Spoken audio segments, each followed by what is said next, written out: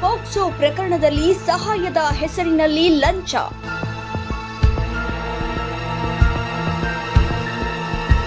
ಇಬ್ಬರು ಪೊಲೀಸ್ ಸಿಬ್ಬಂದಿ ಲೋಕಾಯುಕ್ತರ ಬಲೆಗೆ.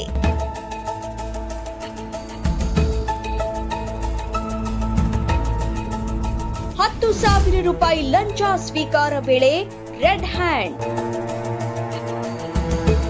ಮಹಿಳಾ ಪೊಲೀಸ್ ಎಎಸ್ಐ ಬಂಧನ. ಸ್ಟೇಷನ್ ಬಜಾರ್ ಠಾಣೆಯ ಇಬ್ಬರು ಸಿಬ್ಬಂದಿಯ ವಿರುದ್ಧ ಲೋಕಾಯುಕ್ತ ಕಾರ್ಯಾಚರಣೆ.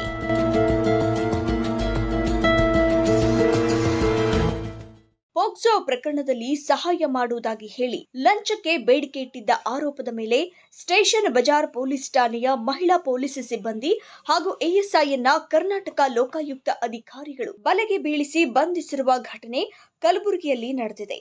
ದೂರುದಾರರಾದ ರೋಹಿಣಿ ಅವರು ನೀಡಿದ ದೂರಿನ ಮೇರೆಗೆ ಲೋಕಾಯುಕ್ತ ಅಧಿಕಾರಿಗಳು ಕಾರ್ಯಾಚರಣೆ ನಡೆಸಿದ್ದಾರೆ.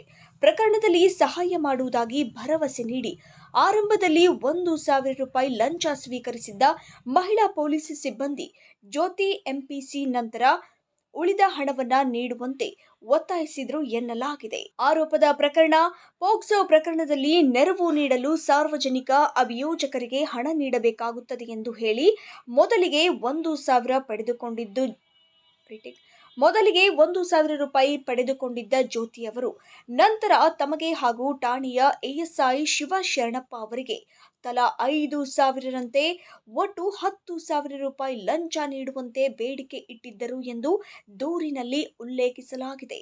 ಲೋಕಾಯುಕ್ತ ಪೊಲೀಸ್ ಇನ್ಸ್ಪೆಕ್ಟರ್ ಅರುಣ್ ಕುಮಾರ್ ಮುರುಗುಂಡಿ ನೇತೃತ್ವದಲ್ಲಿ ನಡೆದ ಕಾರ್ಯಾಚರಣೆಯಲ್ಲಿ ಲಂಚದ ಹಣ ಸ್ವೀಕರಿಸುವ ವೇಳೆ ಇಬ್ಬರು ಅಧಿಕಾರಿಗಳು ಲೋಕಾಯುಕ್ತ ಬಲೆಗೆ ಬಿದ್ದಿದ್ದಾರೆ.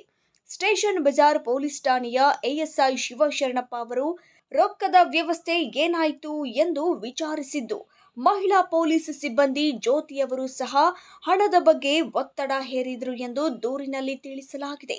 ಕರ್ನಾಟಕ ಲೋಕಾಯುಕ್ತ ಕಲಬುರಗಿ ಪೊಲೀಸ್ ಅಧೀಕ್ಷಕರಾದ ಸಿದ್ದರಾಜು ಸಿ ಅವರ ಮಾರ್ಗದರ್ಶನದಲ್ಲಿ ಕಾರ್ಯಾಚರಣೆ ನಡೆಸಲಾಗಿದ್ದು, ಬಂಧಿತ ಇಬ್ಬರು ಆರೋಪಿಗಳನ್ನ ವಶಕ್ಕೆ ಪಡೆದು ವಿಚಾರಣೆ ನಡೆಸಲಾಗಿದೆ.